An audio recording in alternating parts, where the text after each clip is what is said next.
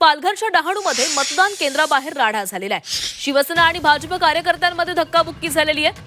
शिवसेना उमेदवार राजेंद्र माच्छी आणि भाजप कार्यकर्त्यांमध्ये वाद झाल्याचं समोर आलंय। मतदान केंद्राबाहेर गोंधळ झालेला आहे, त्यामुळे मतदानामध्ये व्यत्यय आलेला आहे। पोलिसांच्या मध्यस्थीनंतर हा वाद मिटलेला आहे। पालघरमध्ये देखील भाजप आणि शिवसेनेचे कार्यकर्ते आमने सामने आलेले आहेत। राज्यभरामध्ये अनेक ठिकाणी भाजप आणि शिवसेनेच्या कार्यकर्त्यांमध्ये वाद झाल्याचं समोर आलेलं आहे। आता पालघरच्या डहाणूमधली ही दृश्य पाहतोय।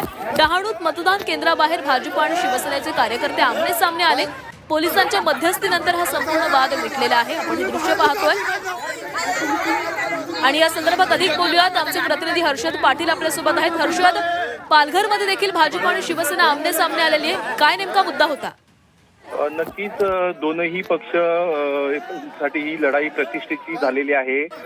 सर्वच दोनही पक्ष आपापल्याला कशी मतं मिळते यासाठी प्रयत्न करतात आणि त्याच पार्श्वभूमीतून बूथ क्रमांक 1 जो आहे डहाणूमधला, इथे हा प्रकार घडलेला आहे। दोनही पक्षाचे कार्यकर्ते समोरासमोर आल्यानं वाद झाला। यावेळेस जे शिवसेनेचे नगराध्यक्ष पदाचे उमेदवार आहेत राजेश माच्छी, हे सुद्धा तिथे होते।